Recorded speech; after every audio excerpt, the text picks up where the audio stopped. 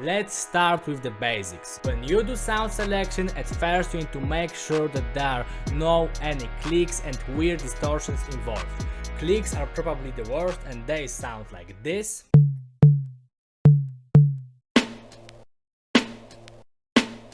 I'm Mordalski and I will help you make your first case-selling beats. But you should also remember that there are sometimes really distorted sounds that will just not fit into your beat, okay? It's usually in some drum kits and stuff like that. It's more in some loops and synthesizers. Usually when you use VSTs, it's rare to occur that there are some weird clicks and distortions, but it is very important in drum kits and those one shots, so make sure that there are no clicks and weird distortions involved, okay? It was total basic. Now let's go with my specific advices for sound selection. Okay, so my first advice is don't get too smart. Usually your first instinct is the best idea, okay? Your first idea for this, for type of this melody, for type of this sound is usually the best. Like, just trust me. I just had this situation hundreds or if not thousands of times that I already got nice sound that I had in mind. I already put it in the playlist in my FL Studio, but then I thought, yeah, maybe it could be a little bit better, it could be a little bit different, maybe this piano is too simple, this guitar is just too basic, maybe some synthesizer, some weird layering. Usually no.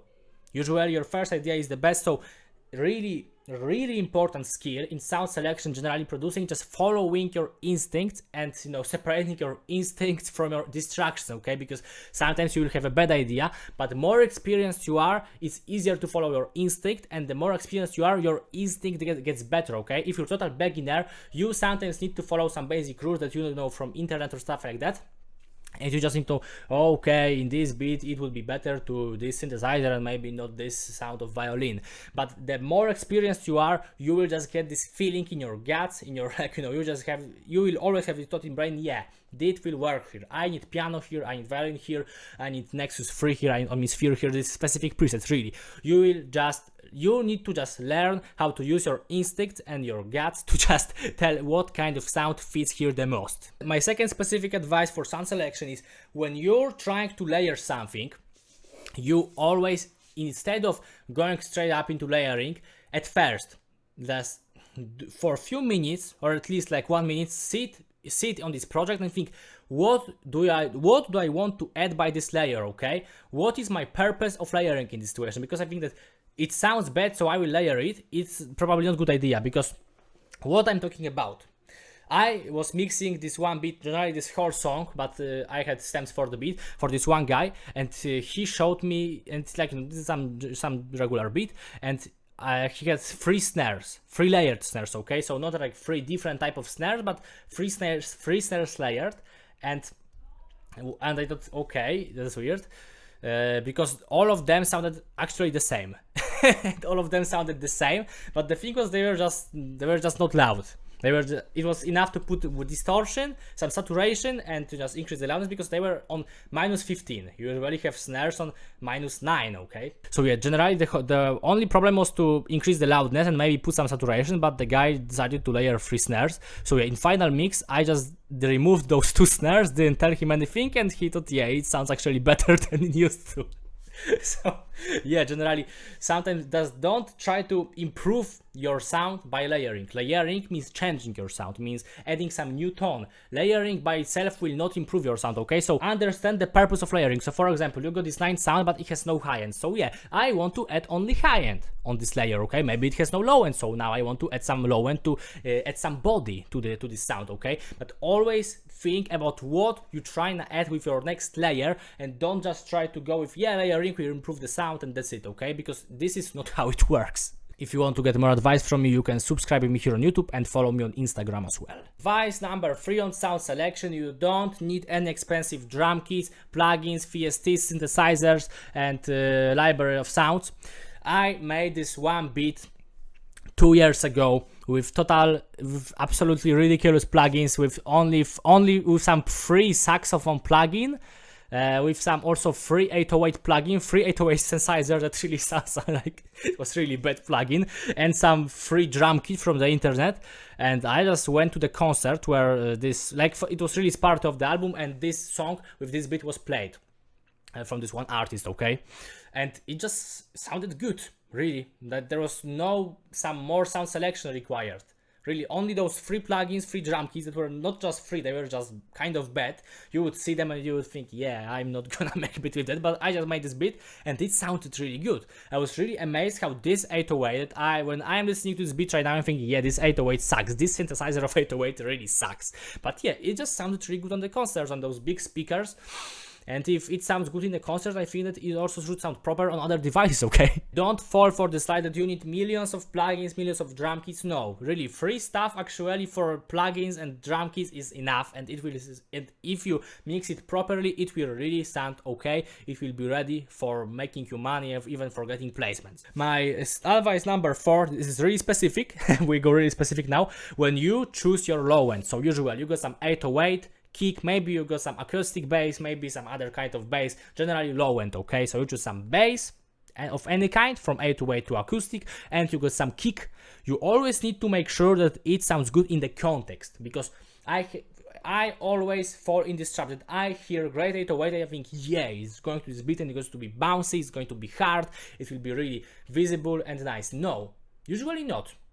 Usually, sometimes even bad 808, usually though, this kind of bass that by itself sounds bad, sounds better in the context that this 808 that sounds good by itself, really. So don't ever try to just randomly choose nice 808. Always check your low end in the context, because I will try to show you some example of this, but generally, really, this is really important to make your bass, to make your low end fit the whole beat. This is really key, okay? And I don't know why is that, but generally in choosing the low end this is the most likely in choosing the low end that you will think that this sounds great, but actually it doesn't sound that good, and in context it should be other type of sound, okay? Advice number 5. If you layer some kind of synthesizer and some kind of digital instrument with existing sample of some soul song and stuff like that, always play it safe, because usually if you take some soul sample, generally if you sample song that already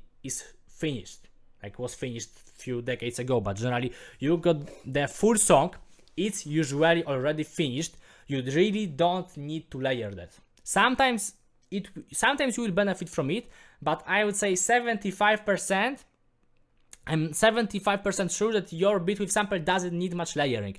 Obviously, put some drums, put some bass and stuff like that, but you don't want to add some additional melody, you don't want to add this additional stuff. Like, it's not really maybe for chopping, but the most for kind of loops, okay? Here is my video actually on making those beats with loops, and I will put it in the description. But generally the thing is, really, if you really find nice samples, you don't need to add layers to that. You will not benefit from that. So play it safe with layering samples, because sometimes you want to add some little low end, maybe some little high end, but 75% of cases with layering your samples that are ready, you don't want to layer them, okay? It's completely different thing if you use some loops from the internet, if you use something from Splice, okay, it's something different.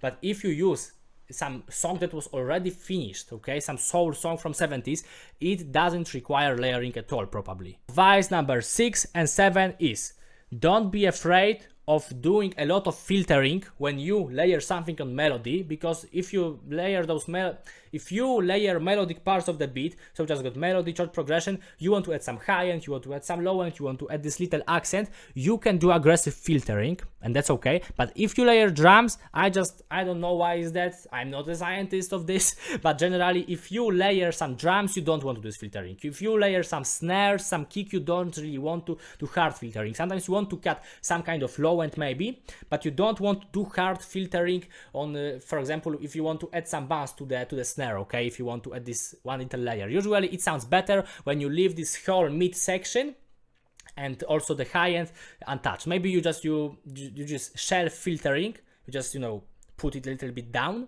but you don't want to cut completely with hard filtering on your drums, but you definitely want to do this on your melodies and chord progressions. And my last advice is just found the foundation of your beat So I mean, just understand what you're trying to create, what kind of beat you're trying to cook. So just understand if this beat is going to be, you know, some trap, some boom bap, if it's going to be some G-Funk type beat, if it's going to be some Jersey club. Just understand what kind of sound you're trying to achieve, and then look for sounds in proper folders, in proper places, okay? So just don't try to randomly check all your drum keys, because you will just waste time, and it's not very efficient way of making beat. Just first try to understand what you're creating, and then go for specific packs that are good for it, okay? So the more experienced you are, you will get better at it, okay? Because you just understand, okay, I want to achieve this kind of dark boom bap sound, so I need this pack specifically. Maybe I got 2 packs with that, I will just check them, okay? Just don't try to randomly check all your drum kits, check all your VSTs. Just understand what kind of sound you're trying to achieve, and then make your choices of sound selection fit to your primary idea, okay? If you like this advice, you can follow me here on YouTube, and if you want to make your first K selling beats online, you can go into first link in the description. It is my aggressive monetization protocol for making your first K from selling beats. So if you want to get serious in this beat selling business, just you need to check it. So go first link in the description. Bye.